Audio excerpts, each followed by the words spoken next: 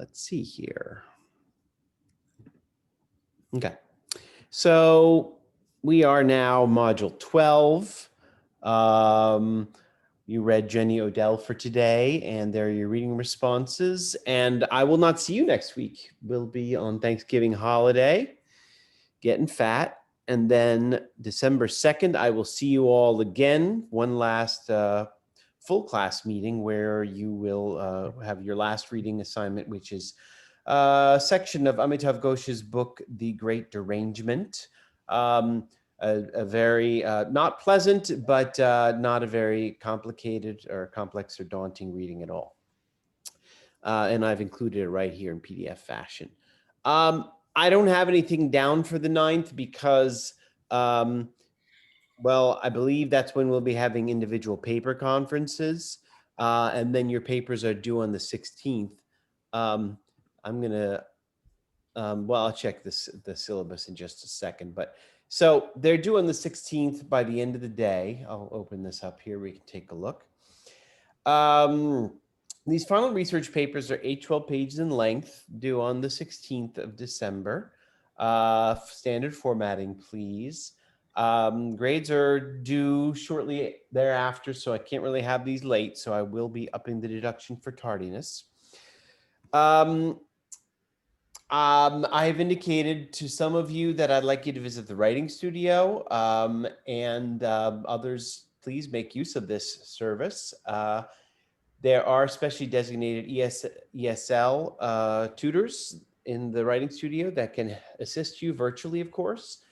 And this is a service available to all of you. Please make an appointment with the writing studio now, as they get a little busy during the finals week. Here we go. During the week of December 9th to 16th, I will hold paper conferences with each of you. I'll give you more information on that when we reconvene after Thanksgiving. These will be primarily to discuss your topics and organization, but we can talk about writing on your previous papers. And of course, we will talk about your research. This is a process though, okay? Your final research papers are part of a process. I want to hear from you via email first, where you tell me what you'd like to write about. And it can be sketchy and it can be a couple options, but I want to hear from you anytime from here on out. In fact, someone already emailed me, which is great. So feel free to email me from here on out, whatever enthuses you or excites you, you know, and again, you might say, I have a couple options. Which one do you think is most productive? And I will tell you, okay? I want to hear from you before we meet for our paper conferences, but it can be anytime after from here on out, okay? Grading criteria, as with your previous papers, I'm looking to see that your arguments are persuasive and thorough, your writing is clear, you use correct grammar and spelling, you offer insightful critiques. And for the final papers, I'll be looking to see that you footnote correctly. I've indicated in your papers thus far that I'm using Chicago style, which refers to the formatting of your footnotes. And if I flagged your footnotes in any of the previous graded papers, please either consult the footnoting guide that I posted on Canvas, I believe it was a few weeks ago. Maybe I'll move it down to this module as well. Or you may, of course, consult me during our paper conferences, okay? I'm going to keep going forward here, and then I'll just pause afterwards to chat with you all, see if you have any questions. So these papers will be self-directed by you. I want you to take these papers as an opportunity to look at a topic or concept raised in our readings or class discussions and examine and analyze it more closely. I suggest you something that is that you choose something that is of great interest to you. Typically these papers are really, really interesting for me to read because people tend to pick stuff they're interested in. I favor topics that are focused. I like papers that are thorough and have a thorough look at a specific topic that where you get to know a specific topic very well. I favor that as over like a very generalized treatment that's like surface level. Typically, students start off with topics that are rather general, and I will have to chip away and narrow down your focus. So that's just a heads up what you can expect.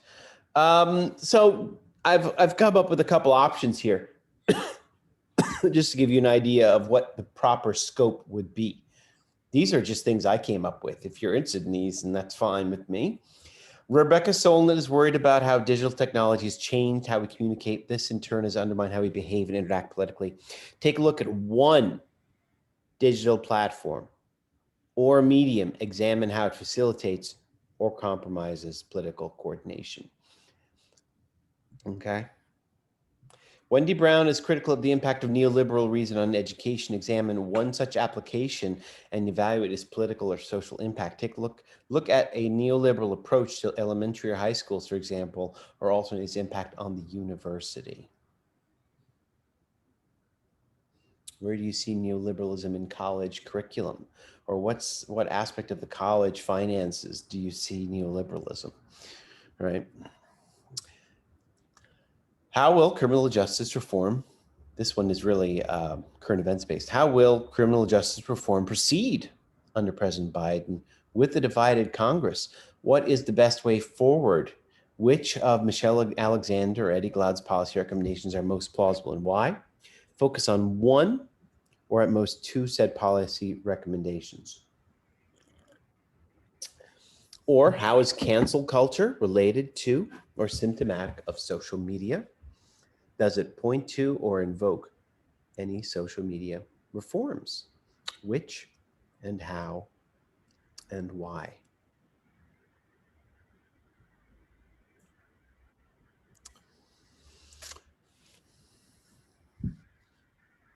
Research. Your research is all going to have to be digital, of course. You will either have to access ebooks, or you could get book chapters from books, or you could get scholarly articles or journalistic articles.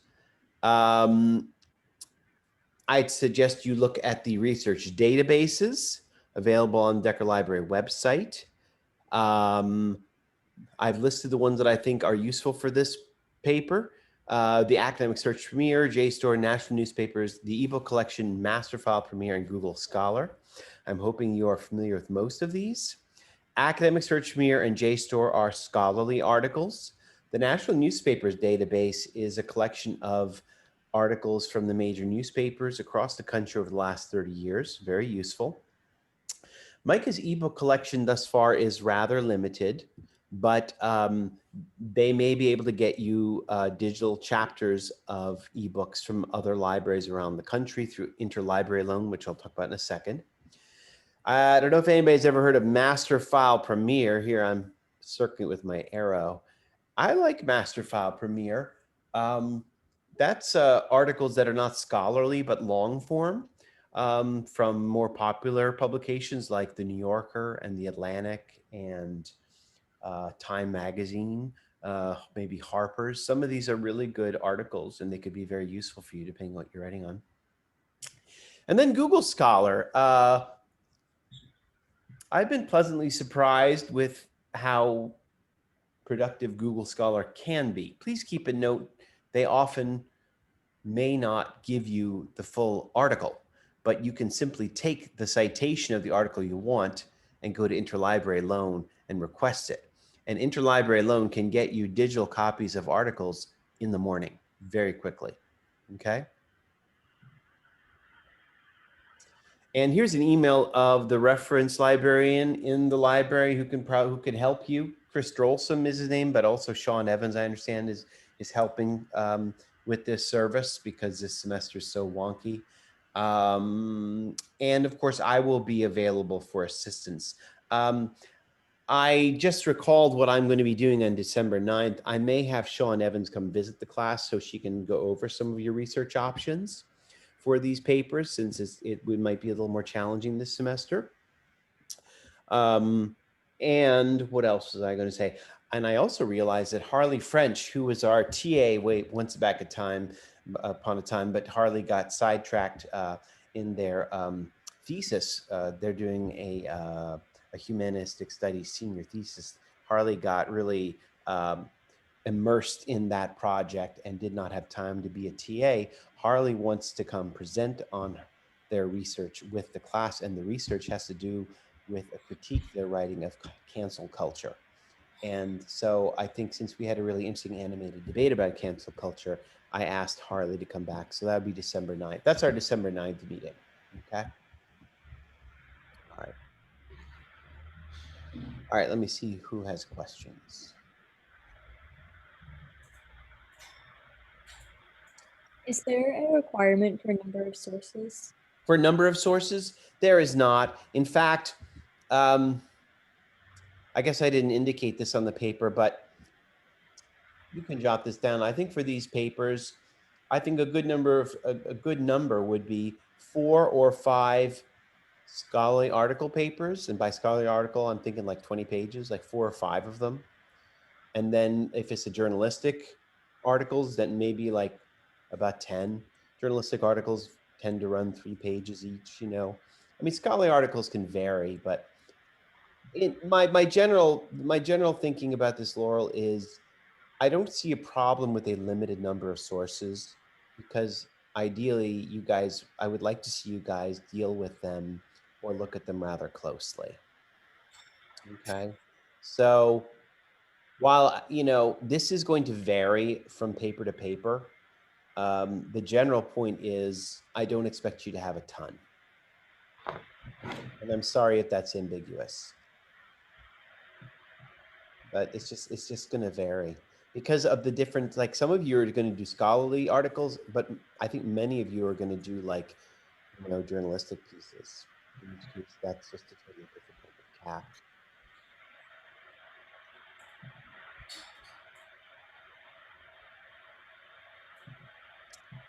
Anybody else? Other questions?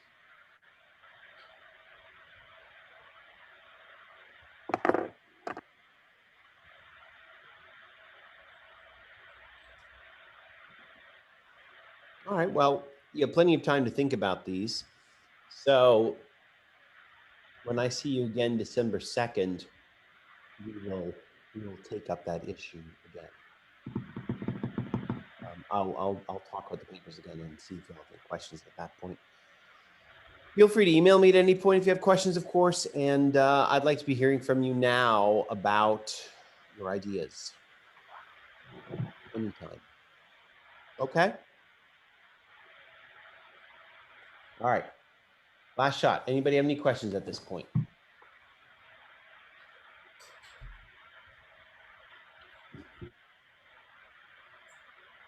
All right. Great. I see some people came in. Who came in? I was blabbing away. Who joined us? Gia, I see you there. Hello, Gia. You out there? Hello.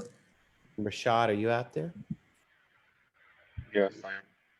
Jeremy? Hello. Hey. Okay. That's cool. All right. Good. So, I wanted to also make an announcement. Pursuant to our discussion last week, I will drop your lowest reading responses grade. Okay. So there's that. And okay. That's all I need to say about that. Mason is happy. Okay, good. I'm glad you're happy. I want people to be happy. There's been enough unhappiness this year. So you guys heard all the good news about the vaccine? Not one, but two vaccines, right? You guys know what's remarkable about these vaccines? They have a big issue. I mean, they work. That's not up for doubt. But it's worth saying that it seems like both of these suffer from the same flaw, which is that they need to be stored at -78 degrees Fahrenheit, roughly. and that's so impossible to transport. Airplane transport, like freezers, only get down to like negative, like to 10, and then even for specialized like heart transplants and organ transplants, you get down to negative 10. So like Actually, Gabriel, that's only the problem for the Pfizer vaccine. really, I The thought it was. Moderna vaccine does not have that problem. That's Oh. why Pfizer's stock plummeted at the time that the Moderna one can't, you're right. The Pfizer one came out first. It has to be stored at 78 degrees below Fahrenheit, and it does not last very long. But Moderna's can be stored in a regular freezer. So Gia. I wanted to add too, so I didn't look too much into Pfizer's, but my mom works for a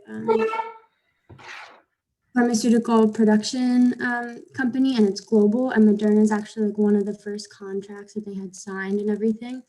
And yeah, since it's a global company, I don't think that they would have signed anything without like at least hoping that it would be able to be manufactured globally and in other areas and just in the like lab that's on her job site in New Jersey. Right. Okay. Hey, Mason, you typed in mRNA. Do you know what that means? That's the ticker for Moderna. Oh, that's Yeah, their doesn't stock it market use, ticker?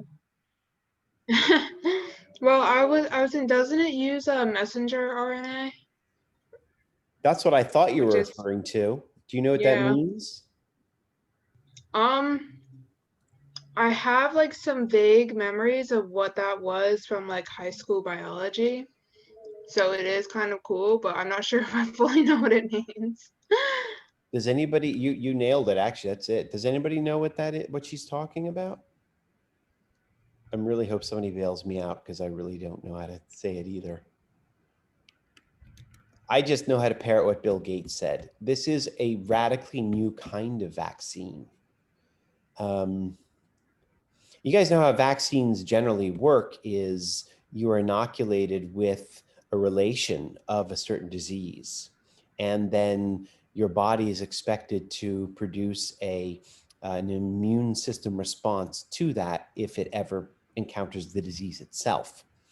And what's new about the technology here is that, as Mason is indicating, I believe this is the Pfizer vaccine, is that it actually alters the genetic makeup of your own immune cells.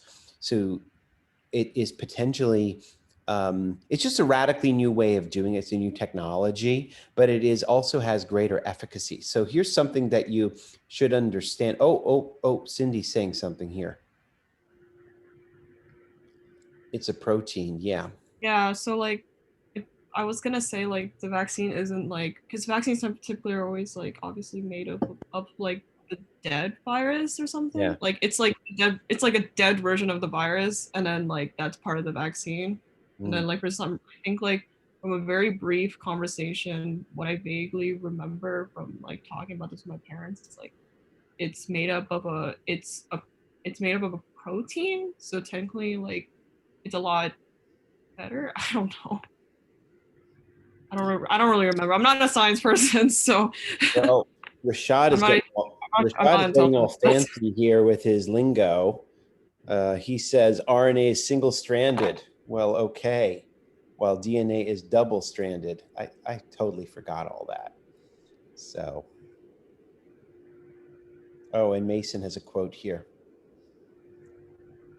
The vaccines essentially work by sneaking in instructions that direct the body to produce a small amount of the spike protein.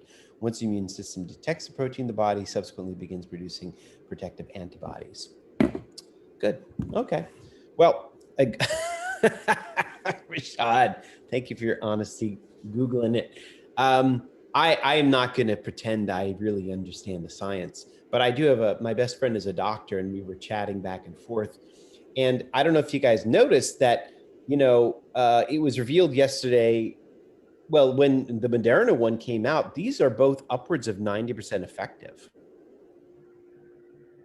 which my friend pointed out is stunningly high.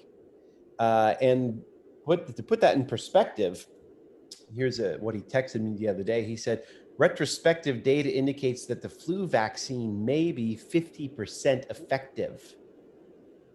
Just imagine the flu vaccine, 50%, and these are 95%. And there was an article by Bill Gates earlier in the year saying that he predicted this was going to be one of the signature achievements of humankind, because we have never created a vaccine for such wide usage and with such efficacy in such a short period of time. I know this seems like an eternity, but listen, after the Spanish flu in 1918 that killed hundreds of millions of people, they did not get a vaccine for the Spanish flu until 50 years later. The polio vaccine, from the beginnings of the research until they really rolled it out, took about 10 years also. So this is quite remarkable, you know, that they've come up with this so quickly. It's interesting. I was thinking about too, when I was like really young, what I wanted to be when I grew up was an inventor. Guys, I don't know if you see the quote Gabriel gave, but this is more updated data about flu vaccine efficacy.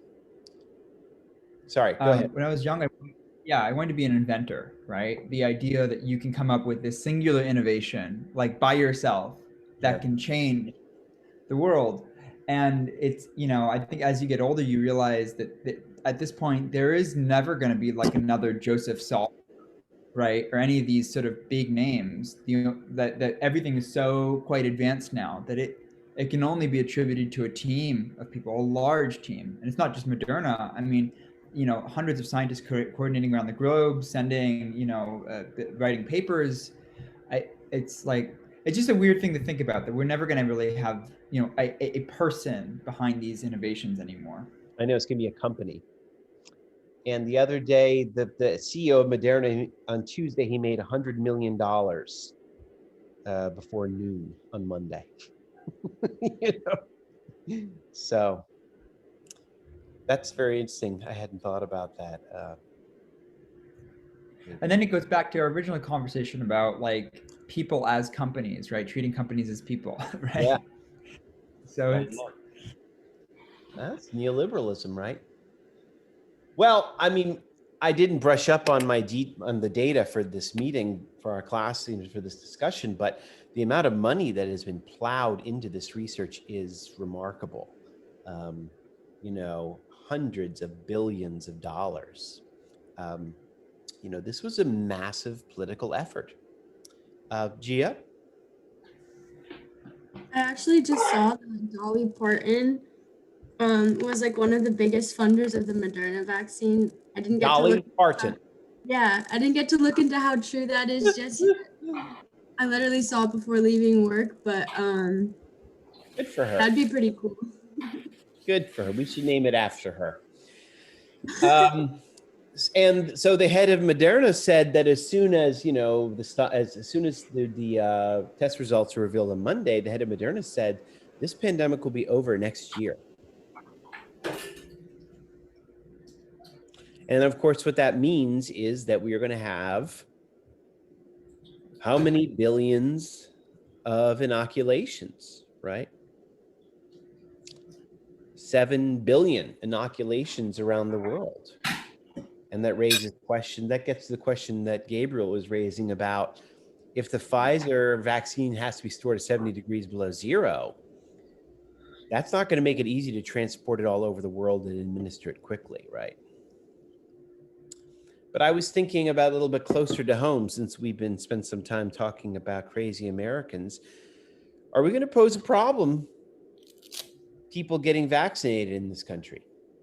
It's, if you have anything that is like broadly popular, a opposition movement will absolutely be created. It's not going to be over next year, probably just because of there's just too much disinformation. It's just always going to be what it's going to be.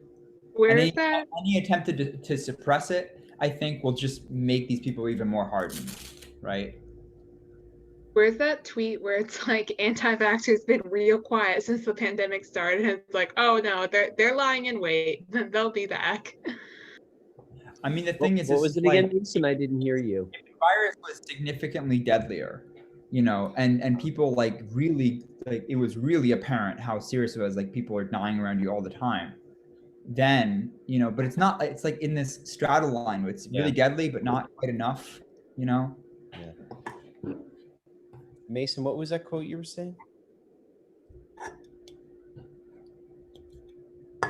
Oh yeah, there was this like tweet that was going around a while ago. That was like the anti-vaxxers have been real silent since the start of the pandemic. Oh yeah. But they're still there. They'll make noise soon.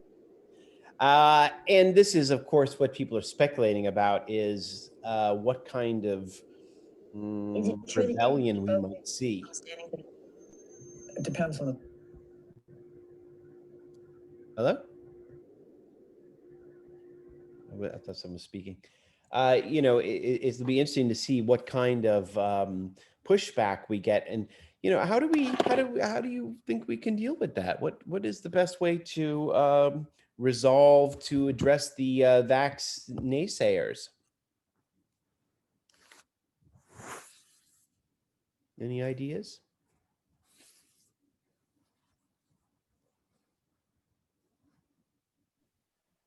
Like, are you asking like how to respond to anti-vaxxers? How you respond to the naysayers? How could we abate people's fears? Gia? So you don't mean like on a government level, just like in like personal encounters? Yeah. And you hear somebody saying, yeah, Well, I that's mean, really whatever. tough. What you could talk about the government response, but what's the best way to respond to this problem, to these people? Well, I actually had a conversation with somebody just the other day who was isn't an anti-vaxxer. Oh, Gia, you're on mute. Oh, sorry. How much of that did you hear?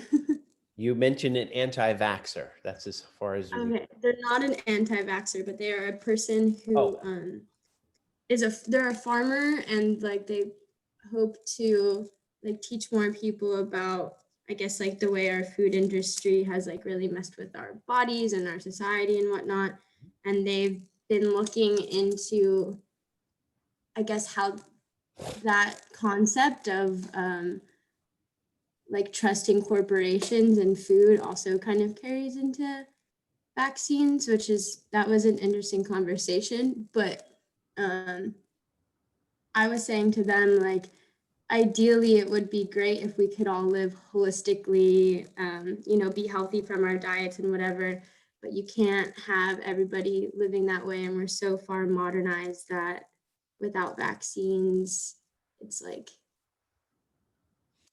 you know, you can't do anything to get better on its own.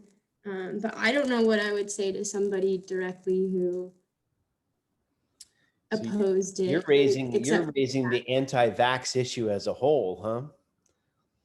Something like that, of like, if we don't use vaccines at all, I don't know where we would really be as a society. But at least to like somebody who is directly an anti-vaxxer, I would say, like, you can't think about your own health, you have to think of other people's health.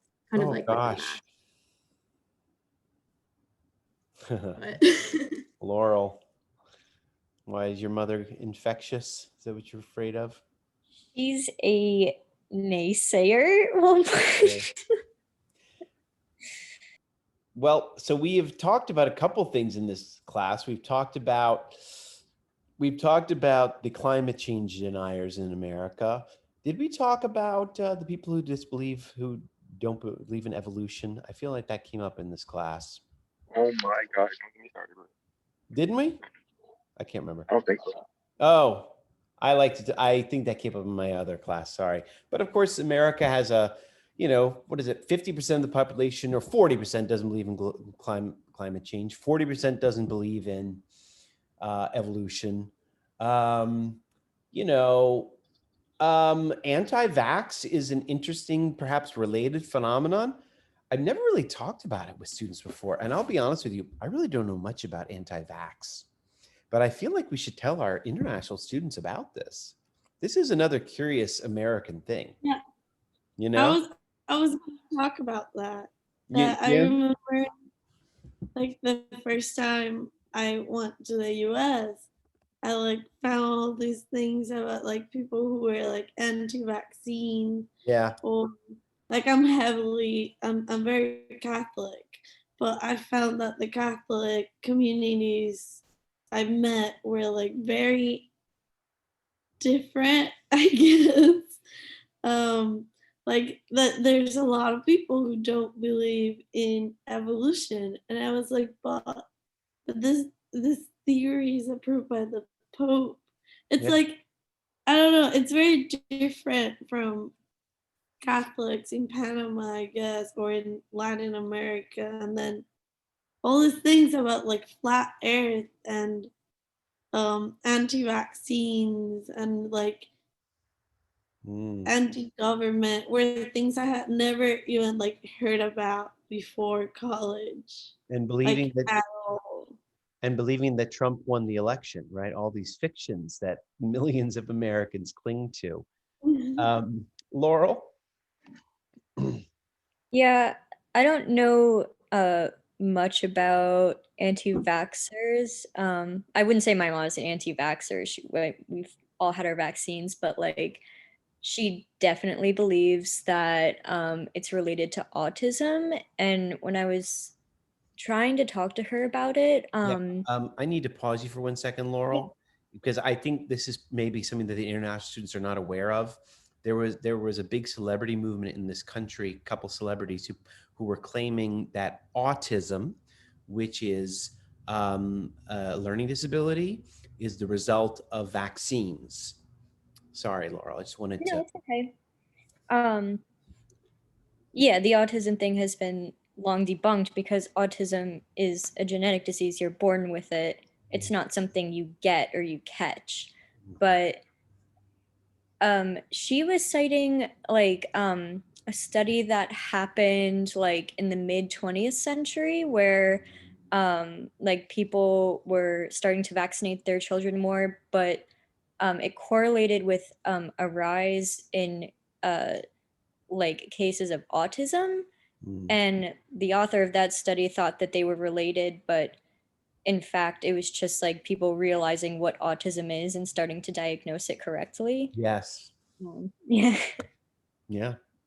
I put in the chat sort of a little bit of a like sort of where a lot of these anti-vaxxers initially came from. A lot of them are celebs, but a lot of them are regular moms, which is like, it like I think at the base of it, it just they're unable to accept that their children were born autistic purely by chance, and they externalize it on somebody else. So it's, you know, trying to convince an anti-vax will never work, you know, by any seam of argument, because it's not going to change their child's condition, and until they grow empathy, it won't happen.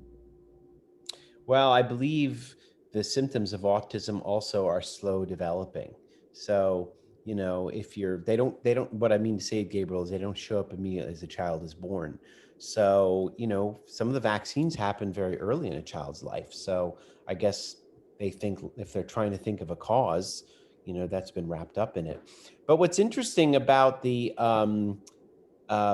yes, and Gabriel, Gabriel says it stigmatizes autism. Why do you say that?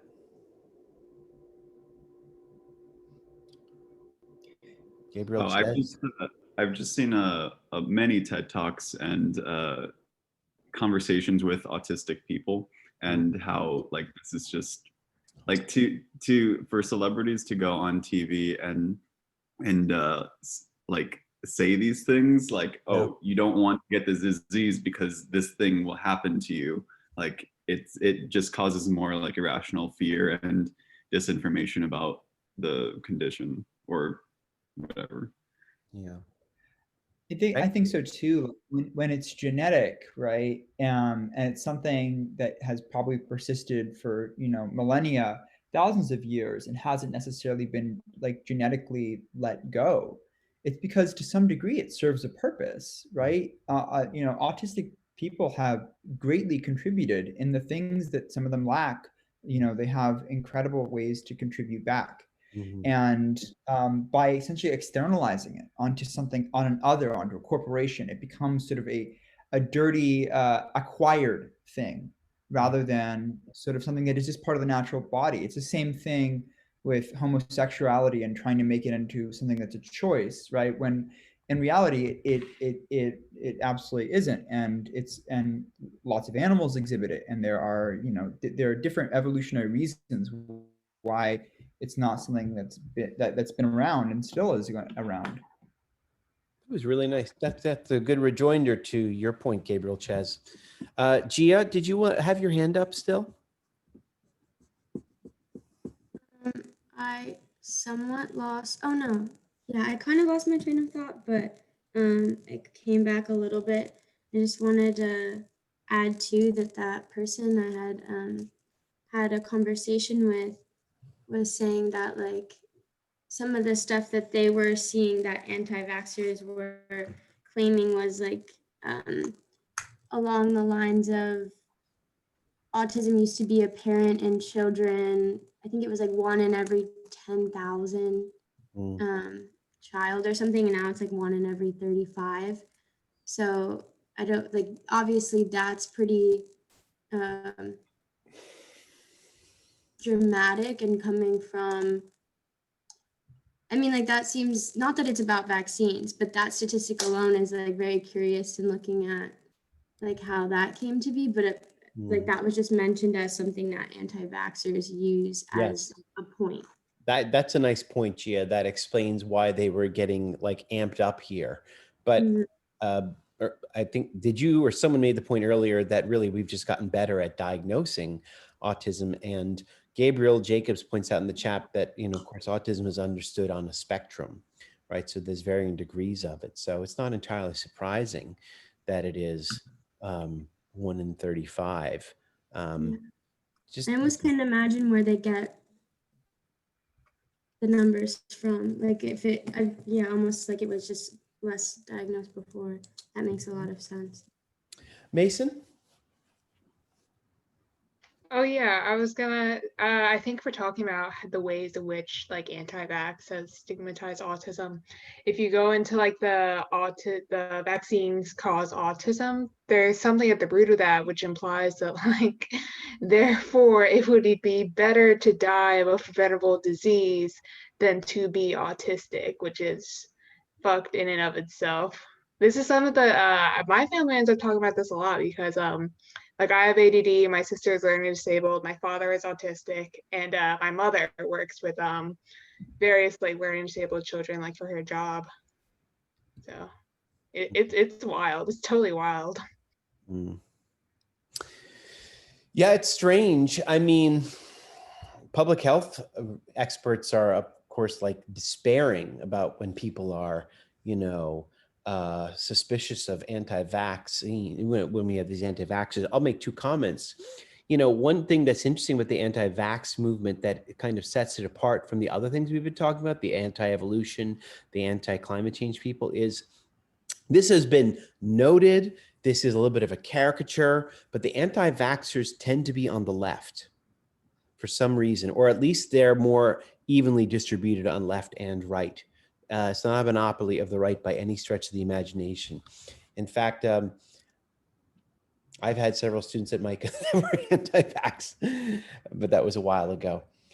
But of course, one of the reasons that public health officials are so despairing over the anti-vax movement is because, I mean, you have to understand the unbelievable changes in human life that vaccines have brought. I think it should be a requirement for everybody to study the history of public health and understand how a century ago it was very common for people to die of tuberculosis, smallpox.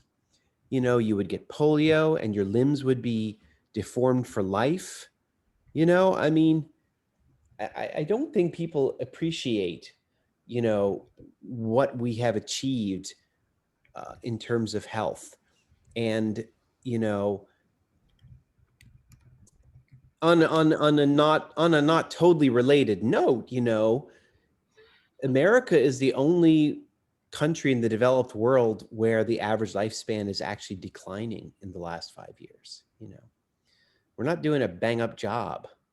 I mean, I feel like part of it is because you guys, like vaccine wise, like for example in Panama, we owe so much to vaccines because we're a tropical country. So like there's a lot of like mosquito related disease, and it's very humid, like really humid. So it's very easy to contract diseases like, well, the yellow fever is not around anymore, but like that, like those, or Zika, or all these things that it's like you have to get your vaccines. Like there's no like, oh, it's my right not to do this. Like, no, by law, you have to get this because you could get people very sick, or you could bring back diseases that are very much controlled by years and years of effort.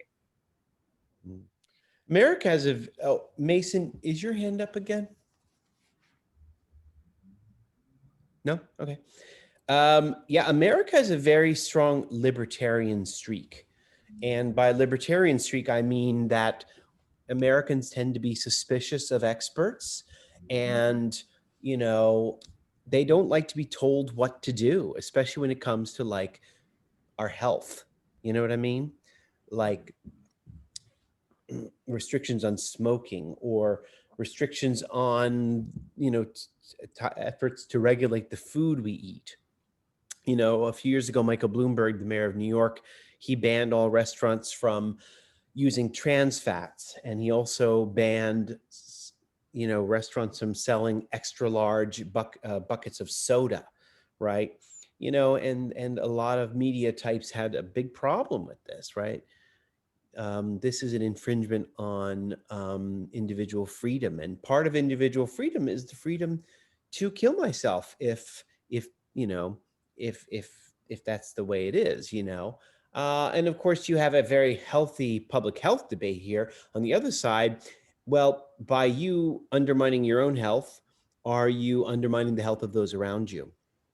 Or are you costing money from the rest of the taxpayers, right? And that was Bloomberg's argument in the end. And Bloomberg, interestingly enough, he was a Republican mayor of New York, but then now he's an independent, and then he backed Biden, of course. But his argument at the time was, well, I'm banning these trans fats and I'm banning these giant sodas because they are a burden on the taxpayers of New York City, who have to foot the healthcare costs of all these people, right? So that's always the push and pull here.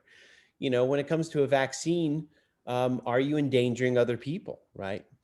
And I imagine that when or if this stuff is legislated, we're going to have quite a backlash.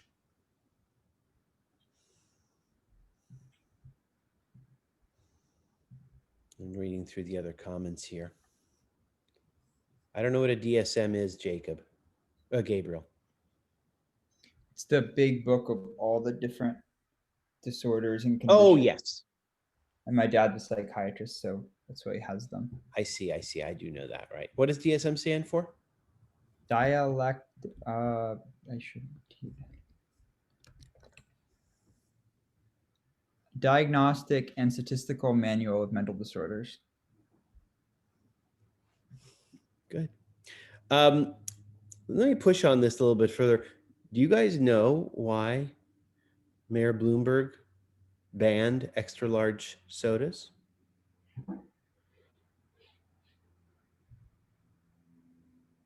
What's wrong with soda? Everything is wrong with soda.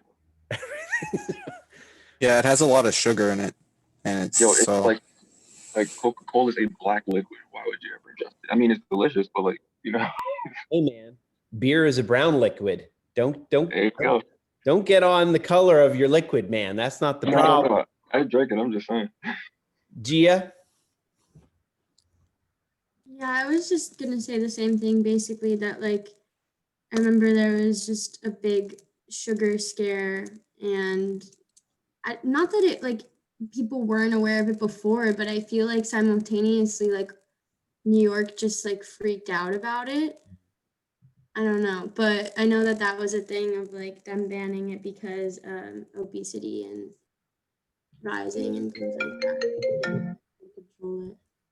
Do that. Jennifer mentions previous experiments. The Tuskegee experiment had to do with immoral and illicit experiments of, I believe, STD-related treatment on African-American men. And so the point I would say is that, Jennifer, there is a long-standing suspicion and well-known suspicion of public health initiatives on the part of minority communities, and especially the African-American community. And I would actually put a point on in Baltimore. And you know why that is? Because Hopkins reputedly did some pretty bad things to the African-American community in East Baltimore. There is a book that was written a few years ago about that. I haven't actually read it, so I can't speak from detail, but if you're interested, I will definitely find the title for you. But yeah, there's longstanding and warranted suspicion among minority communities. But let me push this a little bit further. This conflict between individual decision making and public sacrifice. Okay, and I'll give you an example. I'm sensing that this is kind of an anti-soda crowd here. If I know my MICA students, y'all are a pro-kombucha, pro-Soylent crowd, which is fine. Now, what about like potato chips? Okay, so I'll give you an example. Some people think the Canadians are model citizens, and I like Canada a lot. But I'll tell you something. Canada has definitely taken a different approach from us.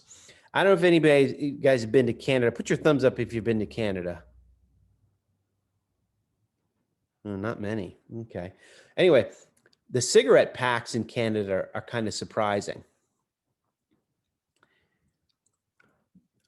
They are covered in blood and gore and guts. If you see it on the cafe side, they're sitting there, you'll see a giant picture of rotted teeth, or you'll see a picture of an aborted fetus. And I was fascinated by that. So I looked up what was going on. And in the States, we have a rule from the FDA, I believe, that 30% of the packaging has to be related to warnings. In Canada, 70%. 70% must be related to warnings and graphic pictures, okay? So, I don't know. What do you guys think about that? You think that's an effective approach? Mason has her hand up. You want to hold forth, Mason? Yeah, I kind of spaced out. I may have lost my train of thought for a bit, but if we're talking about the soda ban, what's weird to me about that is like there's kind of disconnect, and this isn't something I've done half as much research into as I would have liked. So take everything I say with a grain of salt. But if the point of the soda ban is to combat obesity, like I don't think that's like super duper effective, because it's just eliminating like one item, and then you have to go into all the causes of obesity, both like physical and genetic, but then also like socioeconomic. Like I don't know much about New York, but I know that like Baltimore is like a food desert. So, and like I don't know how much that applies to like other like super urbanized places, but like something tells me that I like it may be harder to get like good quality food in like maybe New York. I don't know. Like, do you get what I'm saying? I can't. My brain's not putting stuff together very well, but. Well, I guess you're really highlighting the question, like what would be the effective regulations?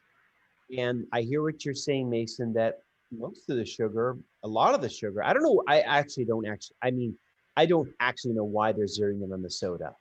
Probably just because it's an easy, accessible form of sugar. But you're right. I was in 7-Eleven last week. I was just like walking around in awe of all the junk. Every single aisle was devoted to junk of some kind. And, 4 or 5 long aisles. And then, of course, the length of the wall on both sides were refrigerators full of sodas. It is astounding how easy it is, how abundant this junk food is at these stores that are they're so plentiful, right? So what does that mean then, Mason? Does that mean we need to start would a Bloomberg agenda involve limiting the amount of shelf space the 7-Eleven devotes to that kind of stuff? You know what I mean? Like 7-Eleven, you may have X space for fruits and vegetables and X space for Rice Krispie bars and the like, right? You could go that approach. I mean, Oh, sorry. You want to respond, and then we'll see what Gabriel has to say. Go ahead. yeah, I mean, like, I guess that's one way, but I think this, if we're talking about combating like obesity specifically, like healthcare, like healthcare is such a huge part of that. And like you can limit shelf space and stuff, but again, that doesn't take away the like socioeconomic correlations with obesity and just general unhealthiness. It was like with the soda ban, it makes you kind of wonder, like, was the goal actually to like help people, or was Bloomberg just trying to do something kind of cosmetic? Good. Thank you. Gabriel. Yeah, I wanted to bring up the whole and the CDC's really, like, it was pretty effective back then campaign where they had smokers who had a hole. You basically essentially get a hole burned right here and that they, in order to talk, they'd be in the commercial, would be like, "I'm Terry, and I've been a smoker for 24 years. Yeah. Been smoking a pack of that." Like it's and just to get because otherwise they have to breathe through this hole. I'm not like that's like I'm sure my impression doesn't even get like close to. I'll drop the link in the chat. I was impressed, actually. Not for the faint of heart. But the CDC, like, that was Obama. Like, that was because that was like when Obama had both the House and the Senate. So 2000 to 2010, we got these really like hardball commercials against tobacco like that from the government, not just from private organizations. But it seems like that will never happen. Like in our climate, it won't happen. Good. Thank you. Gia. I was gonna go mention kind of like something with the soda thing again, where like it already, by the time it wrapped up, was mentioned that like, yeah, it was basically just a cosmetic thing. And I think it was like, oh yeah, we're gonna combat obesity, but we're just gonna get rid of this one absurd thing because it's easy. It's like they didn't get rid of soda altogether. We're just gonna get rid of the super size me quality of it all, kind of a thing. Yeah. But then also with like smoking and everything, having like, or cigarettes having that packaging, I think it's that thing of like, if you've already been smoking for a while, I don't think that that's really going to stop you.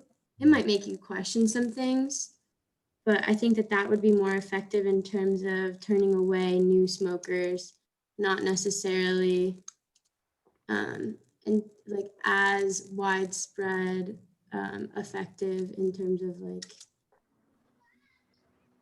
I guess like the scare tactic is like, if they're addicted, who's gonna like really look at the marketing and be like, yeah, I'm gonna quit right now.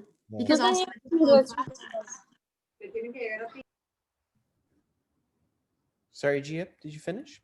Yeah, I was just saying it's a slow process where it's like, it would be nice in theory to think that somebody who's been smoking for say like 20 years is looking at this new packaging and feels really shitty every time they buy it.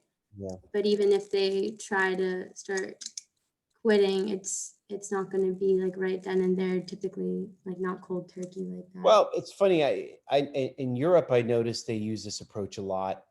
The packs of cigarettes are very graphic, and it has not. I mean, they smoke a lot more over there than they do in the States.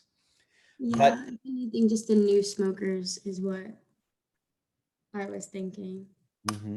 Yeah, I mean, there was a very healthy debate in this country about the time when Camel cigarettes came up with their Joe Camel character, which I think is now banned because I don't know if you guys are familiar with Joe Camel, because that was seen as marketing to teenagers, right? But there was a debate a few years ago. At the time I thought it was funny, maybe not so funny, but the FDA said, look, we have gotten smoking down to about 30% of the population since the 1970s. That's a great job. We did a fantastic job, but there's still this 30%.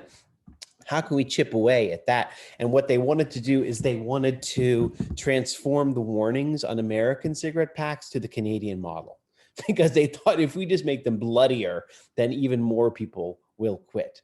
So, any case, I thought that was kind of funny at the time.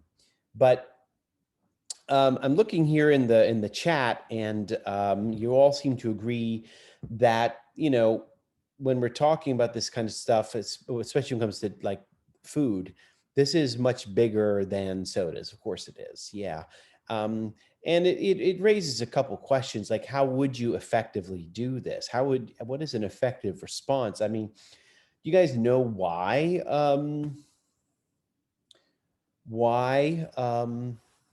So let me paint the picture for you. Typically, the ailments that we're talking about in this country that have really taken off, I'm going to put them in the chat here: diabetes, hypertension, heart disease, and obesity. These four, throughout human history, they have typically been the ailments of the rich. 21st century America is the first civilization, is the first society in human civilization where these are disproportionately evident among the poor. Okay? Why is that? I mean, yes, you have the food deserts, but you guys know why else that is?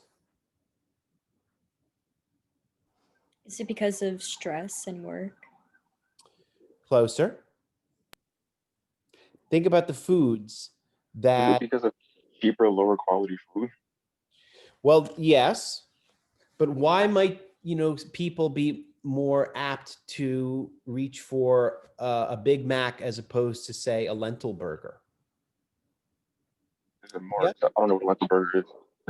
You don't know what a lentil burger is? No, I was gonna say like, is it more accessible? Like, because there's like McDonald's like everywhere, Burger King everywhere. There's always like chains of fast food places that are like around the street, like, around the block. Gia? I just wanted to clarify, you were saying that all of the diseases that you mentioned are like diseases of the rich? In history, they have been, but we're the first society where it's been flipped. Nowadays, the rich go to Whole Foods, and it's the poor that suffer from these. Because the food that they have access to, well, they have access to it because it's cheaper. Whereas like Thank a you. box of 2 lentil burgers is like $8. Yeah, it is an issue of accessibility, but accessibility is also an issue of demand, right? So, there nowadays we have this curious phenomenon of these healthy food chains, right? Like Chipotle and I don't know, Kava, and I don't know, what's the salad one there? I don't know, and they call these the fast casual. But there is a point, right? Chipotle is expensive. McDonald's is still cheap. I saw an ad for Burger King the other day. You can get 2 Whoppers for $5, everybody. That's crazy cheap. The burgers are always just so much flatter than the advertisements. I mean, you can't expect the advertisements, but like they can make them a little bit thicker. That's what Five Guys does really well. Is that the burgers are actually thick. Okay. Well, there's still real calorific. What's the point? We have made the fast foods and the processed foods cheap. We've made them cheap. Actually, it's from government action. Those foods are cheap because of subsidies, agricultural subsidies. If you look at where the bulk of our subsidies go, they go, well, I'll put it to you guys. What are the most heavily subsidized crops, everybody?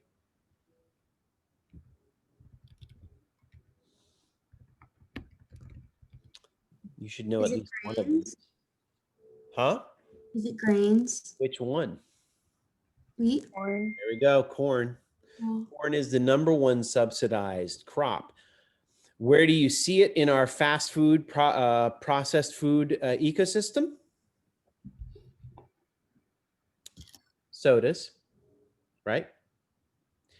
Corn chips, tortilla chips, all the sweeteners. Pick up your average, next time you go to 7-Eleven, go on a little field trip. Don't buy anything. Totally annoy the guy behind the counter. Just turn around each bag and research and take notes. All the sweeteners are corn related. Where do the fats come from, everybody? What's the other most heavily subsidized crop? This one is a little bit trickier. Soybeans. Soybeans. You nailed it.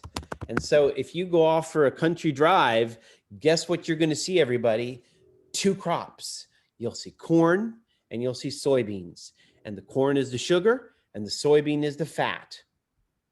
Okay? And they're both also fed to animals. So, and all the oil. So what's the point? The point is, you guys are totally right. Like, it is much bigger than just banning sodas. Bloomberg was fighting a doomed effort.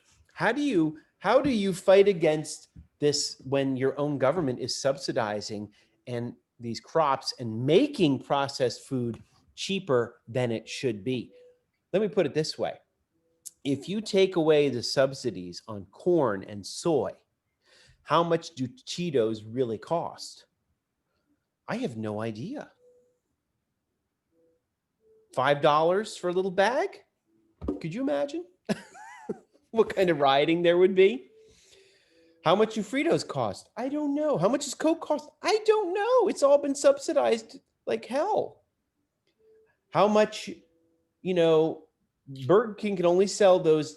And by the way, when I'm talking about subsidized fast food, I'm pricing that into the cost of the meat.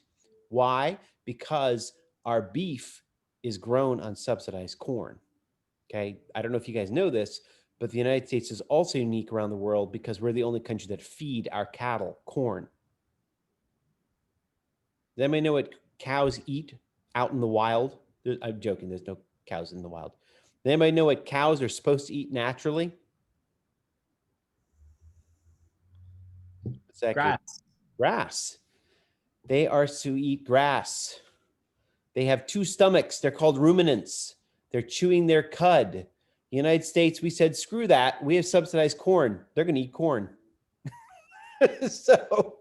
And as Michael Pollan pointed out in his book Omnivore's Dilemma, most cattle in this country are driven to the verge. They're in pre-diabetic state because we have been gorging them on corn by the time they're killed at about 1.5 years.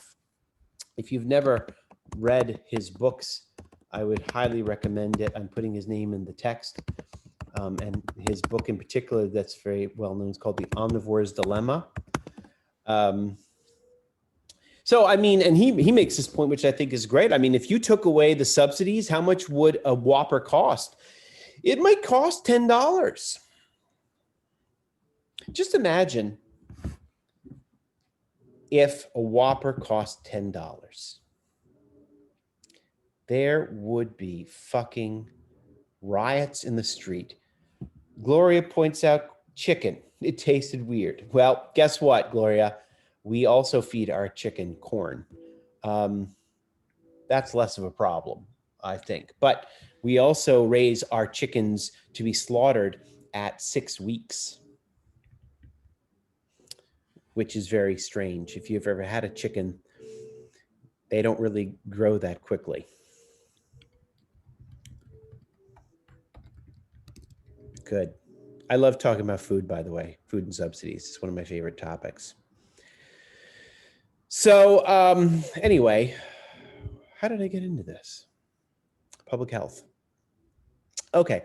So yeah, I mean, you know, there's a couple ways that you would deal with this issue of public health and behavior. On one hand, you could legislate. You could just say, okay, sodas are illegal and fast food is regulated, and 7-Elevens can only have a third of their shelves devoted to preserved foods, right? Or you could go a different route, and you could talk in terms of education. And I think someone probably, did Gabriel anticipate what I was going to say? I'm saying it only really makes sense for these companies to do this vegetarian option when it's monetary, right? And I don't know about other states. I mean, because California here is like fairly liberal, but we also now have started to subsidize like things that are like meat replacements. So that's why I've seen like all the local like fast food chains are now have like partner, like it'll say like fried chicken nuggets, like, and then with the small letters, like with the Beyond Meat beef or whatever font, like, you know, partnered with Beyond Meat.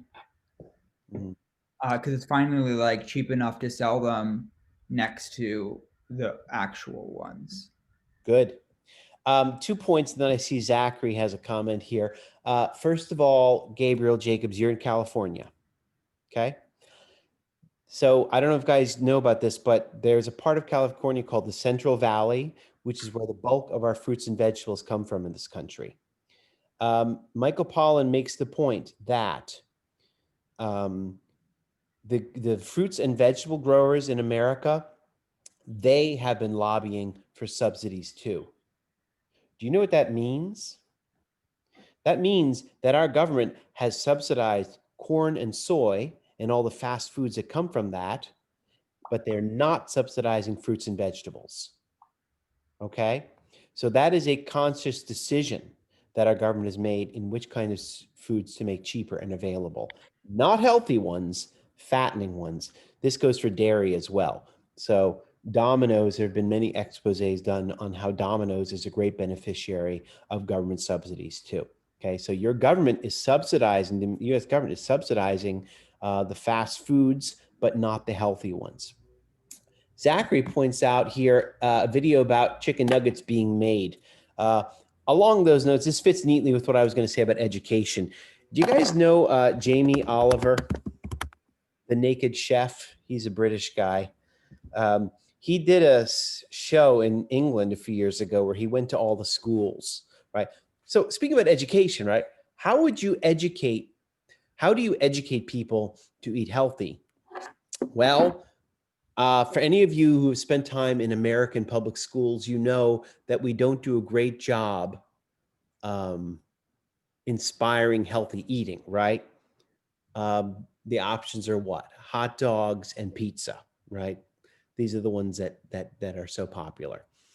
Jamie Oliver, they had a similar problem in England. So Jamie Oliver went to a school in England and he made a show about it where he started giving the kids like quinoa, you know, and turkey and I don't know, bell peppers, and he transformed them. And then he said, well, I'm going to do this in America. So he went to a place called Huntington, West Virginia, which is has one of the highest rates of obesity in the whole country. And he did the same thing. And he took the kids into the cafeteria and he said, I'm going to make chicken nuggets for you all so you can see how this is made. And he took all the fat and the skin and he threw it in there with all kinds of gross ingredients. He churned it up. And yeah, the kids still ate it. So it didn't really work too well. But that's one approach, you know, that you would do this through education, that you would, instead of a top-down approach forbidding people, you know, behavior, which we've discussed, doesn't exactly work great in this country. Americans don't like to be told what to do. But if they come up with the idea on their own, then they tend to think it's a better idea. So how about educating people, right? How about educating people about and how you would do that?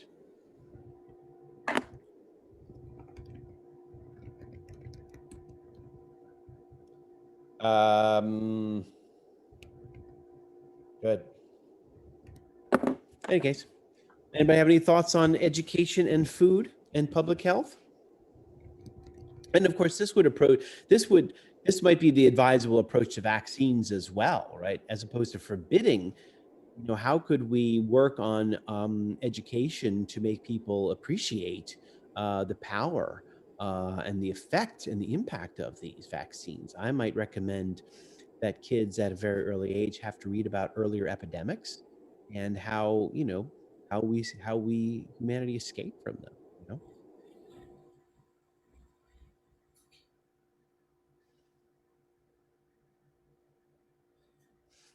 Anybody want to weigh in?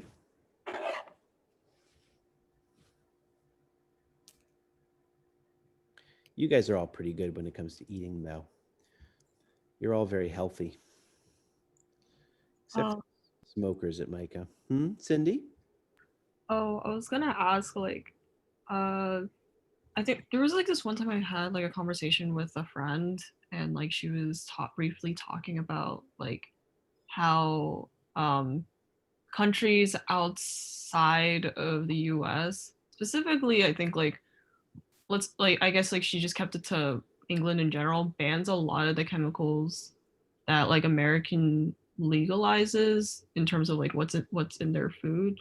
Mm-hmm. So I don't really know what that is all about, but like, has anybody else heard about that statement? Like, this is just like, in general, like American food is just like kind of whack, basically, and everyone else outside the other countries are just like, yeah.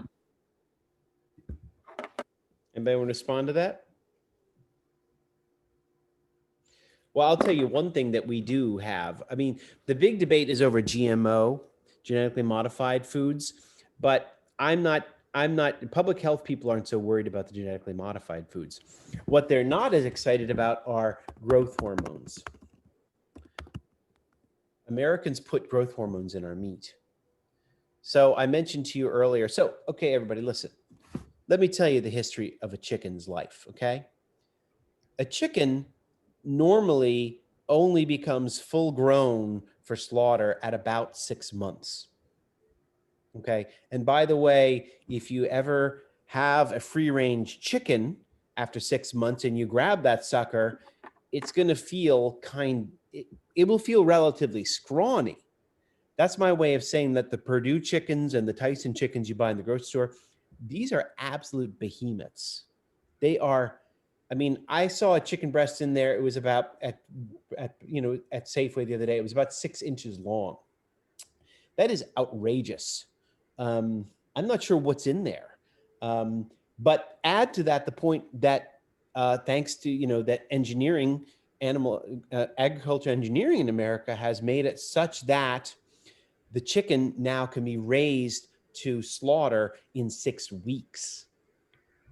That's crazy. So here's the point. You're getting a chicken at 6 weeks.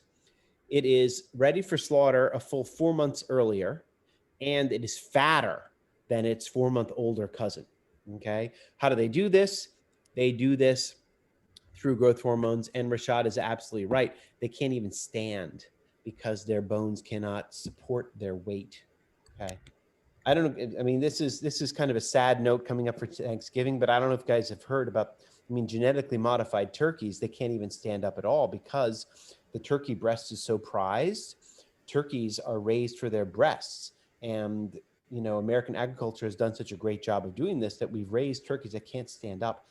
They can't breed either. So,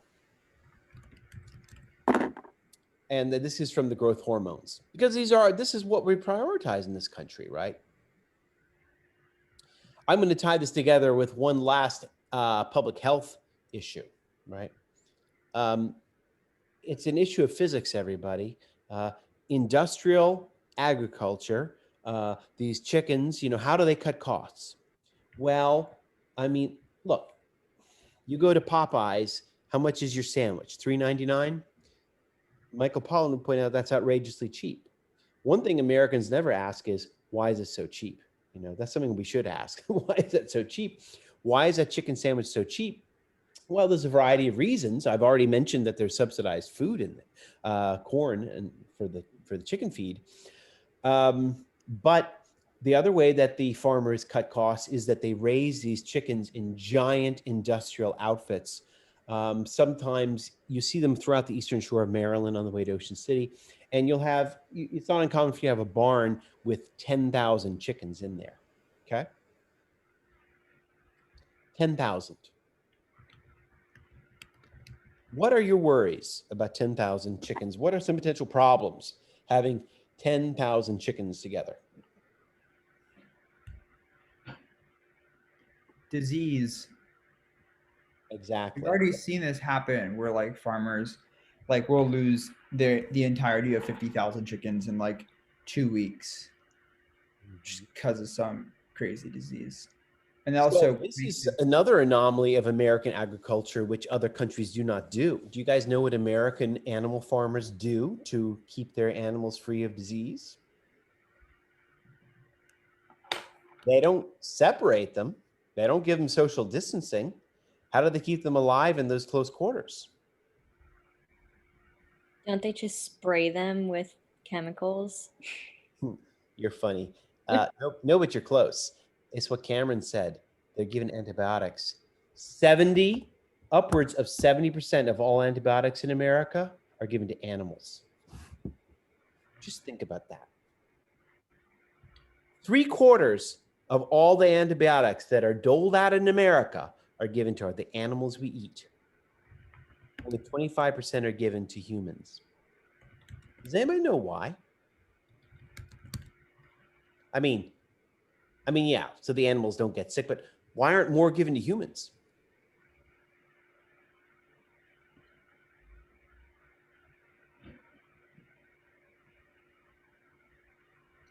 Because if we take too many antibiotics, it might, what is it? You're there. I'm forgetting the word for it, but yeah, the bacteria can mutate and have resistances to the. Thank you. Mason says that there's a threat of producing resistant diseases. So when you were a child, and if you become a parent soon enough, what you hear from the pediatrician is this. When I had my kids were young, the pediatrician would say things, well, like it was always a deliberation. Should we give the child antibiotic or not? Maybe not, because you don't want to give a child too much antibiotic, so you don't want them to develop, resistant strains. They don't want to, become immune to the effects of antibiotics. Excellent advice. Except we're pouring them on our animals. The antibiotics is given directly to the chickens and automatically in their water. So there is a big fight going on in Washington between the FDA and the lobbies and the chicken lobbies about that, about giving that antibiotic. And the FDA wants to phase out, inundating these chickens with antibiotic. Of course, when that happens, because it is a public health disaster, potentially, but when that happens, then the chickens will have to be raised free range. And how much is your Popeyes sandwich going to cost then? Maybe $8, right? So guys, we're talking about a brave new world here. We're talking about $10 Whoppers, dream with me, and $8 Popeyes sandwiches, I mean, there may be riots in the streets. It's, put that together with $6 gallon of gas and you're going to have your cities torched on fire. Gabriel says you're worth it at $7.5. I don't know. I mean, okay. I prefer Chick-fil-A myself, but I hear Popeyes has its supporters, so I get it. I posted a chicken farm too. It doesn't even cost so much money. You want to have a 20,000 chicken farm? You buy one in Illinois for like less than 400K. Plus, there's like tractor on site, house. Why is it so cheap? Because it's all subsidized. I mean, people can sort of just cannibalistically like keep setting these things up, selling them to people, and then when somebody wants to move eventually, there's just like no value in these things. Like it's a huge operation. I think it says like, yeah, 2590. So like 2,590 eggs. Is it a day? Maybe more. I don't know. You have to look at the listing. But I see you did mention in the chat here the movie Food Inc. That is a great movie.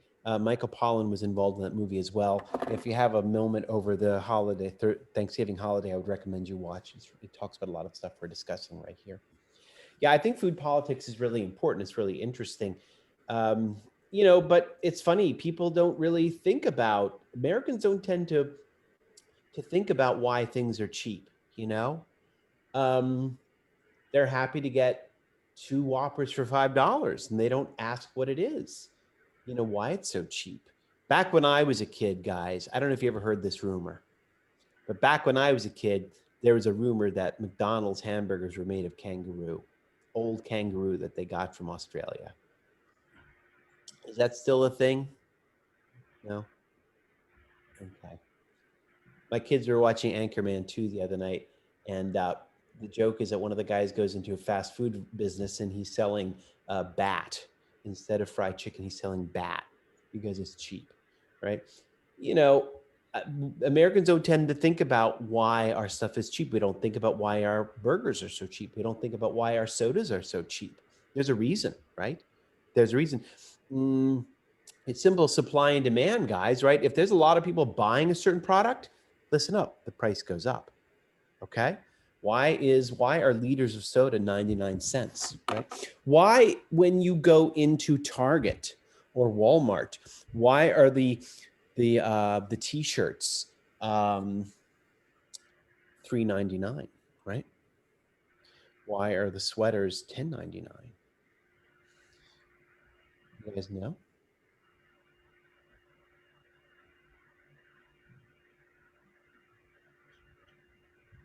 Cotton subsidies. Okay. What else? Sweatshops. Take a look. Next time you see a $3.99 shirt, pull out the collar, the tag, and look and see where it's made. Right? Maybe it's made in Bangladesh. Maybe it's made in Honduras, Haiti. It's made in these countries where the wages are pitifully low, right? And the working conditions are probably horrible too. Right? I'm transitioning now to talk about Jenny Odell because, you know, I think the most important thing she raises is a revolution in attention. It's a revolution in what you should pay attention to, right? What do you pay attention to? What do we pay attention to? You know, it's a totally different way of living, you know? Well, there's a variety of ways to talk about attention, but I think the way that I like her talking about it the most is when it comes to bioregionalism. So why don't we start on that topic right there? And let's see what y'all understand this to mean. What is bioregionalism, everybody?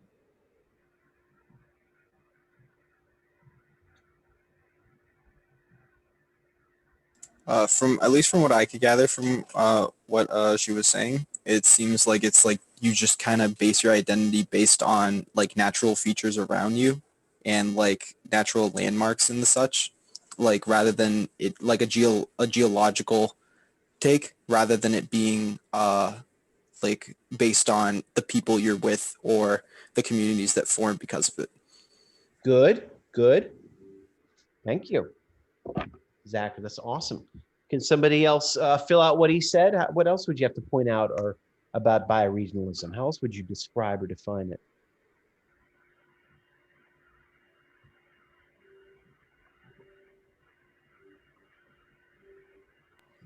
I don't know if it's necessarily like basing your identity off of it, but just having a deeper appreciation for the natural elements of the region that either you live in or you are traveling in, and acknowledging that those things continue to benefit each other and benefit you, whether you're paying attention to it or not. Yeah, I believe Zach used the word natural landmarks, like, but there's more, right? What other things does she describe you would be in tune with? What kind of things, what all is she in tune with? What all does she recognize? Specifically birds, but Yeah, so there's landmarks, but then there's like species, animals, and plants and insects. Mm. Yeah. And she seems to think that, Americans are not, and maybe modern, I think this is probably a critique that may well apply to modern societies across the globe. But, one of the afflictions of modern societies, modern industrial and digital societies, was that we are no longer in tune with our bioregions. Why not? Why are we no longer in tune with our bioregions?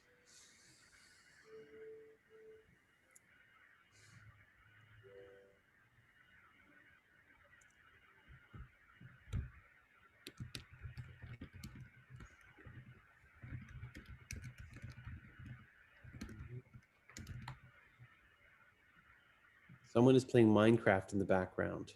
You mean at my house? Maybe, I don't know. I just heard, I know like 5 notes and I know what it is. Oh, that's my son. He's playing his guitar lesson. Is it too distracting, guys? Should I move to a different room? All right, I'll ask my question again. What all gets in the way of appreciating bioregions? Like, well, I could be very blunt. I mean, how well do you know your bioregion, right? Can you name 5 birds that you see outside your window on a regular basis? Can you name 5 plants? And why the hell would that be important?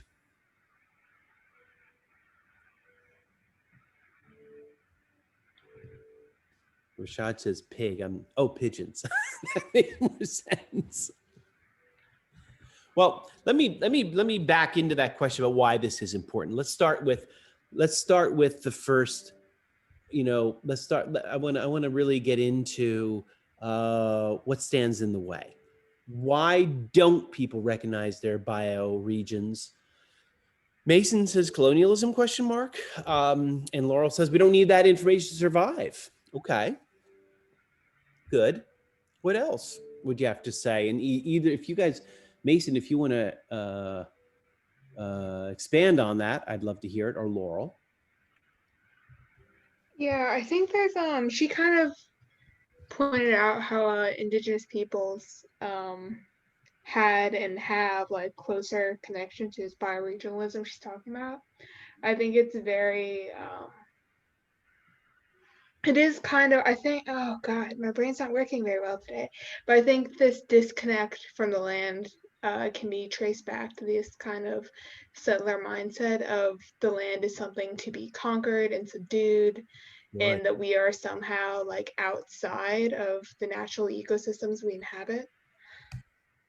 I love it, Mason. That's great.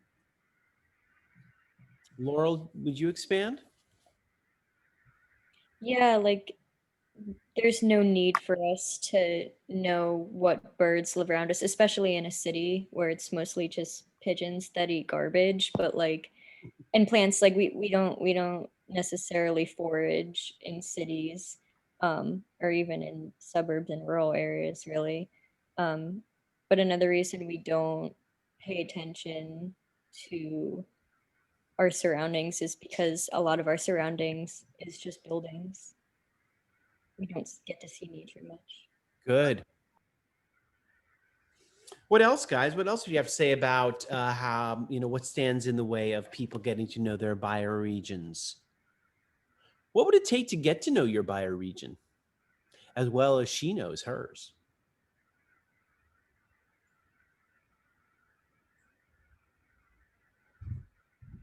Probably local government having some reason to insist it's in the curriculum. Okay.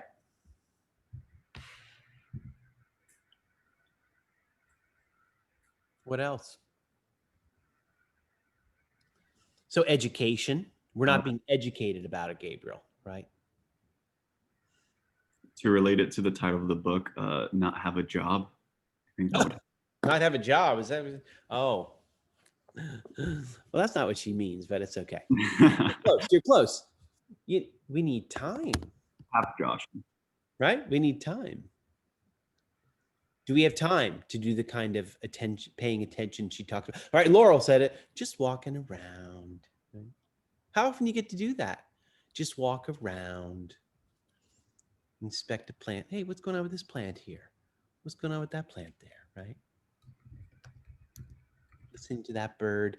Rashad says he knows orioles. Rashad, would you know an oriole if you saw it? I would. They have the orange bellies. Don't they have the orange bellies? Aren't they orange? Have you ever seen one? I don't think so. I don't think I've ever seen one in person, but I know the logo from the team. I'm just picking on you, Rashad, because I'm from Baltimore too. And at one point I looked up orioles and I discovered that they're mostly found in Ohio. Every time Really? I've seen a bird here that I thought was an oriole was actually a red-winged blackbird. Are you So talking about like the cardinals? Like those no, little, they no, have like the pointy heads? no, I know cardinal, but no, it was a red-winged blackbird. That's the Oh, and whatever. I'm just joking here. I mean, like, I am empathetic when it comes to this too. I don't know this stuff. I mean, but why is there value in? Well, first, yeah. I mean, look, it would. Well, actually, we're still building up to why there's value there, but there's a lot that's standing in the way, right? Big label maker effort, Gabriel says. Yeah, I mean, one thing I've tried to do is get to know trees, and I'm often amazed at how people don't know trees. You know, I do think that that's kind of important, but I've never really done deep think about it much. But let me say this, you know, there is, when you think about it, there's actually a lot that stands in the way of us getting to know our regions intimately in the way that she talks about.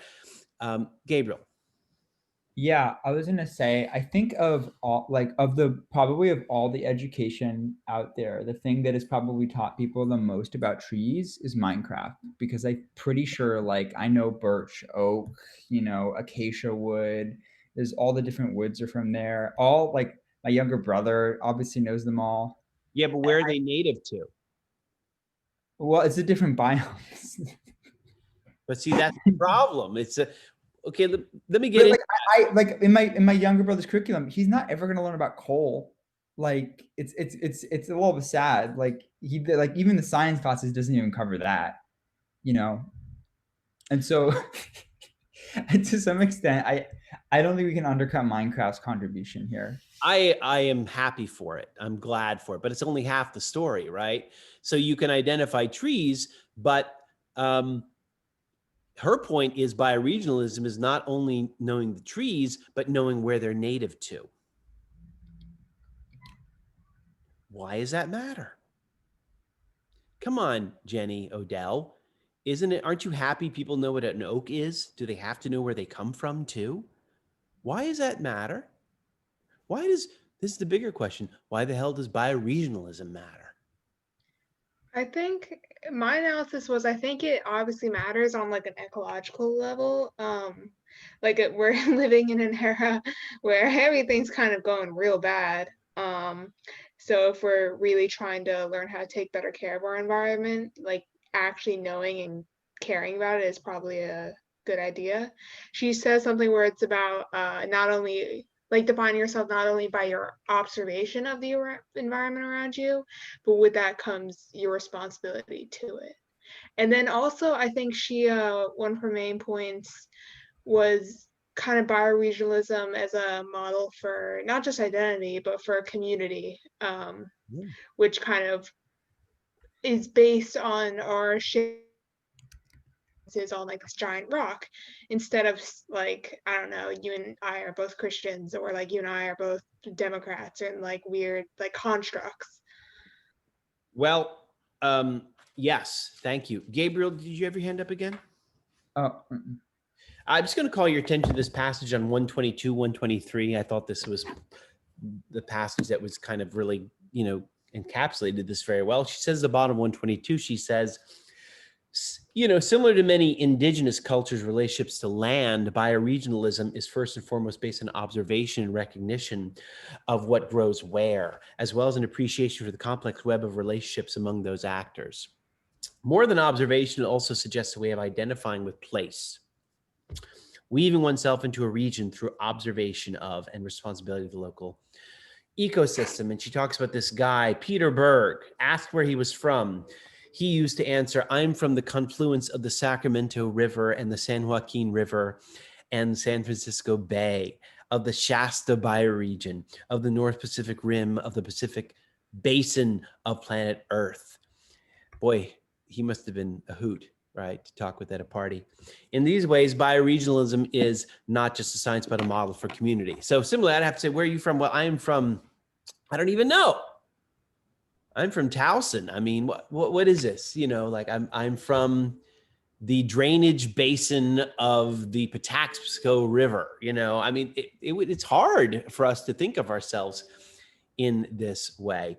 But she goes on, she says, and this is the point you were just making, Mason, she says, as I came to know my bioregion, I found myself increasingly identifying with a totemic complex of fellow inhabitants, Western fence lizards, California towhees, gray pines, manzanita, thimbleberries, blah, blah.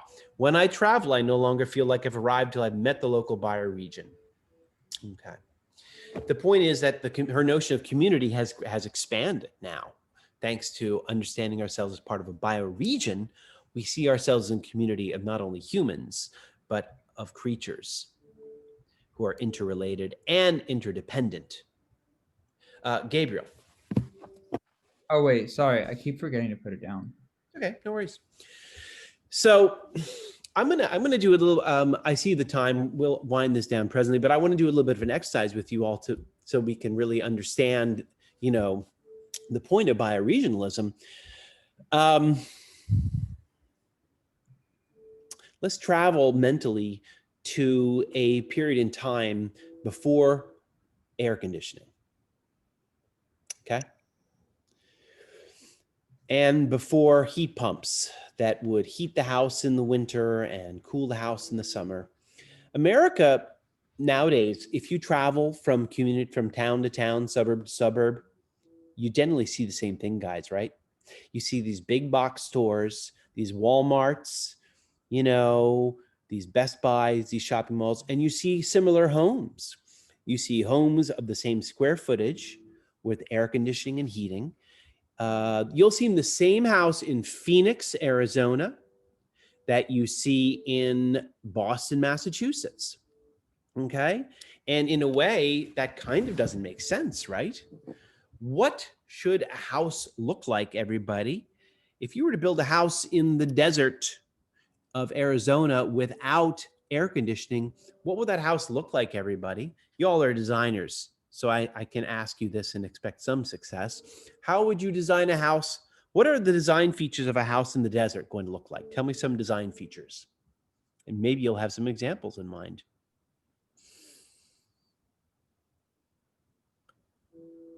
We need insulation. That's the only thing I can think of. Walls. I'm sorry. The insulation. Okay.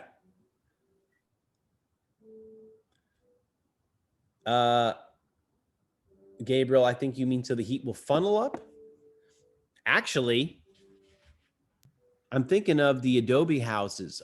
So if you want to think about like architecture for bioregions, think about what the Native Americans did. Think how they lived. I believe actually, Gabriel, that the houses in like New Mexico, didn't they have a low ceiling? Well, yeah, but I think it's sort of different because either the low ceiling and then you have these side slats. Yeah.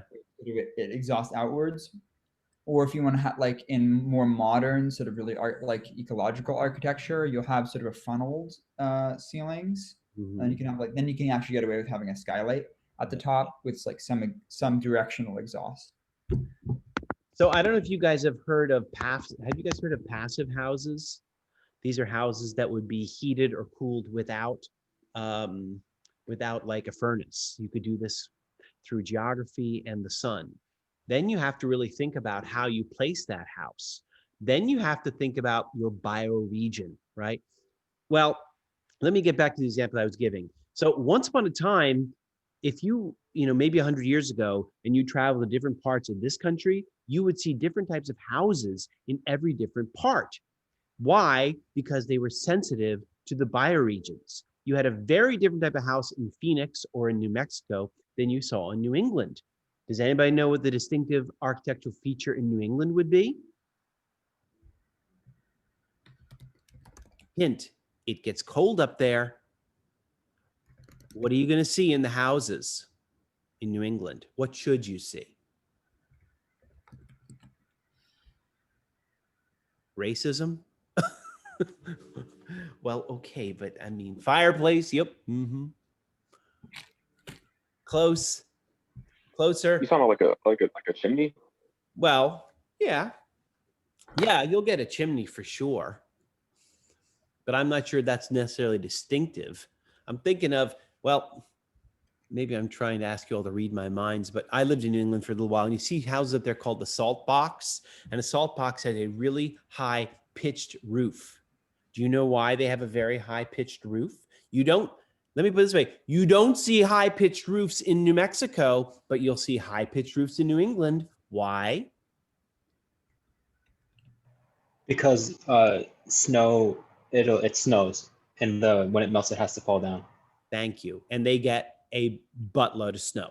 I've lived there. I know. It cannot stay on the roof. It has got to slide off the goddamn roof. It's these little features of homes that once indicated the sensitivity to the regions that we lived in. You know, my dad lives on a farm, an old German farmstead up in Pennsylvania. And all the German farmsteads in that region are built into the side of a hill. And they did that because the pantry was in the hill itself, because that was 50 degrees all year round, right? You don't see these features anymore. Nowadays, we can just plop the same structure and put an air conditioner on it, and it doesn't matter. You don't have to pay attention. And then you get in your air conditioned car and you don't even pay attention to where you are. It doesn't matter where you are. Okay. And there's something else.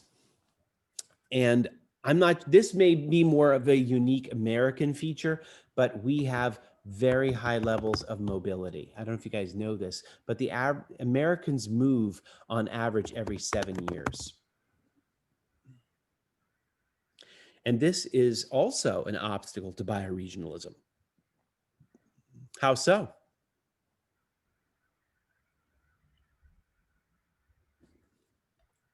Is that 7 years? But what's the vector? If I move like within the same city, you know? It could be. It could be. You asked me a troublesome question, Gabriel. Damn you. Like half of the statistic. But you know what I mean? Like Americans, even between generations, right? Americans move around quite a bit. There's a good chance your parents are not from the city you live in, right?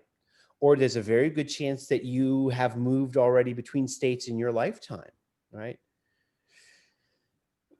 In general, Americans tend to be a population that move from city to city very much. We can talk about why that is in just a second, but why is that an obstacle to bioregionalism?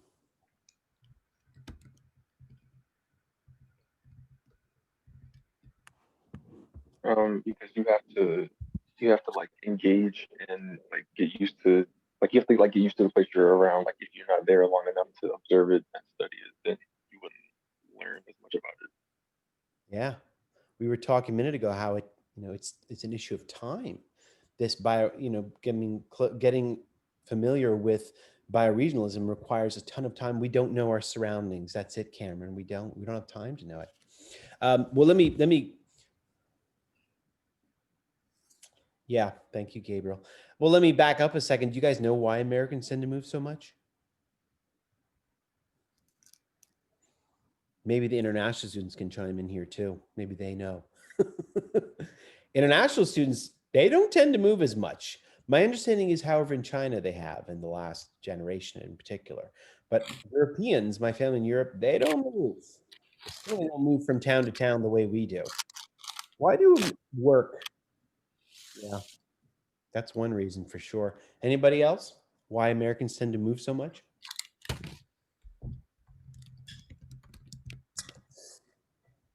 Interest rates, education. What's the interest rates, Gabriel?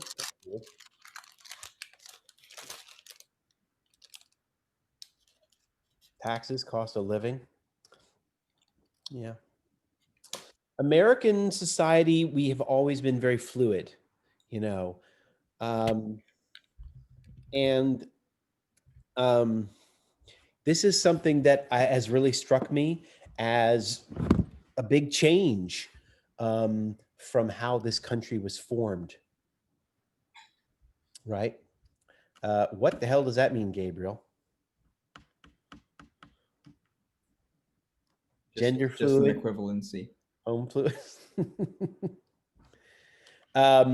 Yeah, apparently, and Gabriel Chez pointed out something. I've been hearing a lot about Californians leaving because it's getting expensive, or I don't know, people move from state to state because they want, listen, America is a capitalist economy. And as Adam Smith understood capitalism as purest form, people will migrate to where the jobs are. For every person we lose in California, we get a wannabe actor from another part of the country. There you go. You're welcome. You're welcome. Not exactly losing anybody. I'm glad you take them and we don't have them. But I mean, it's capitalism. People go where the jobs are, for sure. But I will tell you this: when the founders, in the early America, if you read the Federalist Papers, the founders really understood every state was so different from all the others. In fact, their overarching question was, we will never get these people to live together.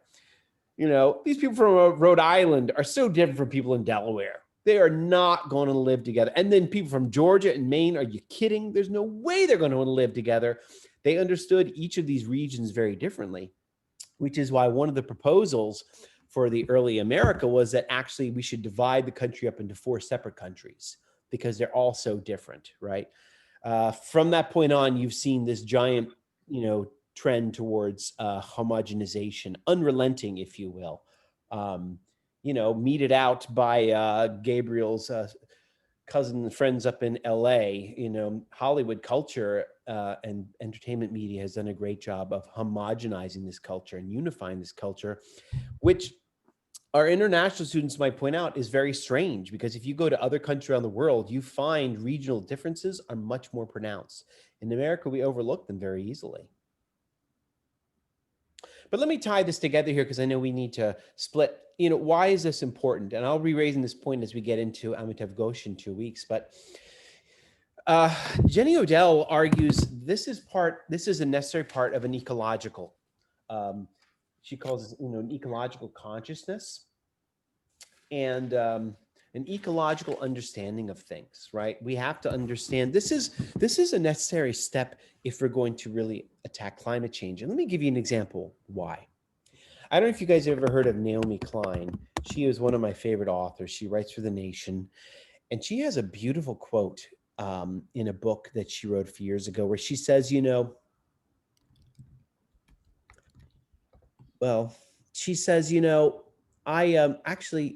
kind of confusing with an article I read in the Washington Post recently, maybe this last year. Yeah, let me reference her first. She says, climate change is so hard to keep track of. It's so hard to notice and pay attention to. And when you notice it, or if you notice it yourself, it is over a very long period of time. And Naomi Klein says, for example, do you notice that the ice has built up on the stream over, that the ice has thawed a week earlier from year to year? Like that kind of long history with a place, and that long history of attention is where you will notice these kinds of changes, right?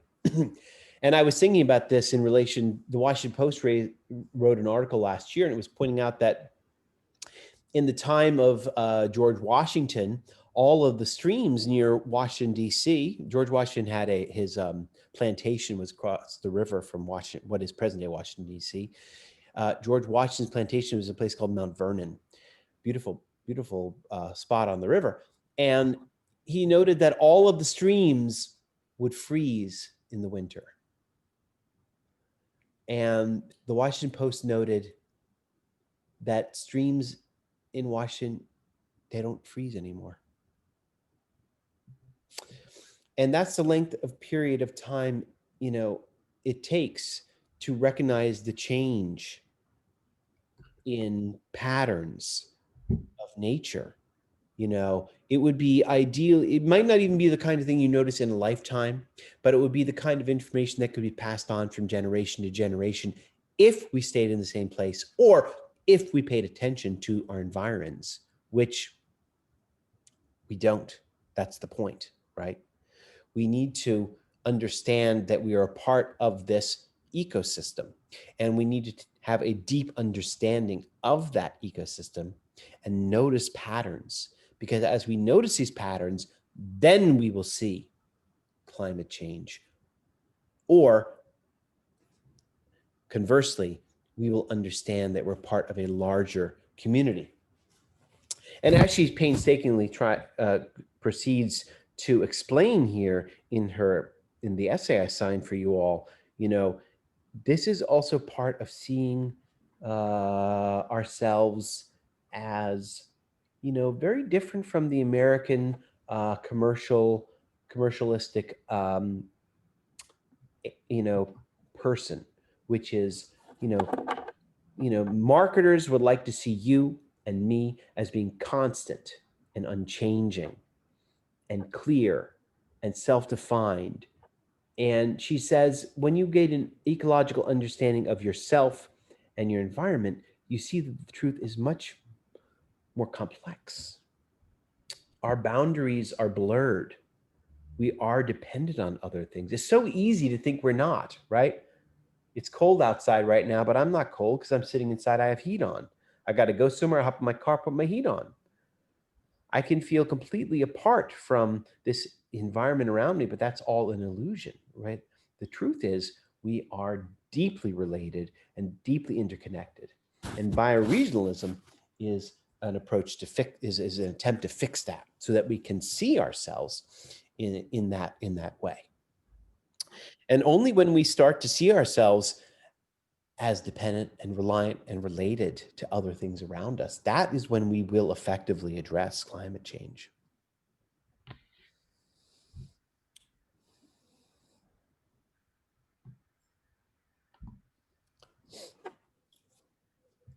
Does anybody have any comments or questions?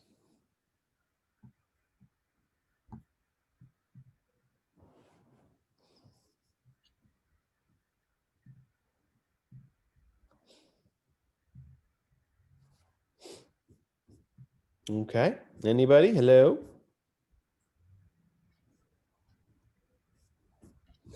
All right.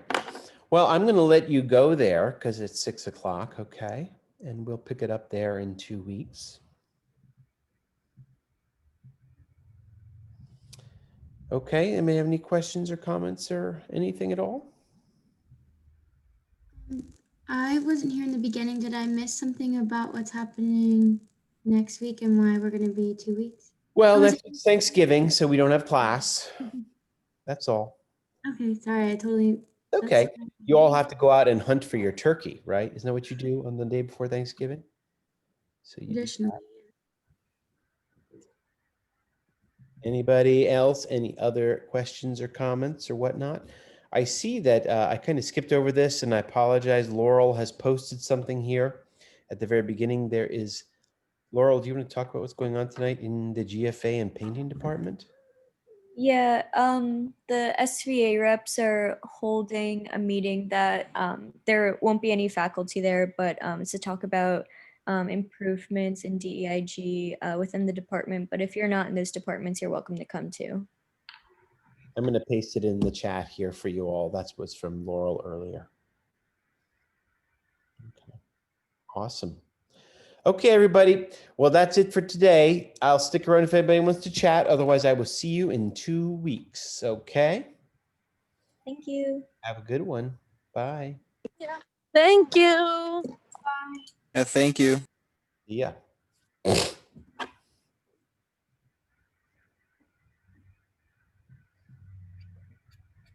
Oh, Gabriel? I'm going to follow up about getting a meeting. Yeah. Cool. And did you get my latest reading response?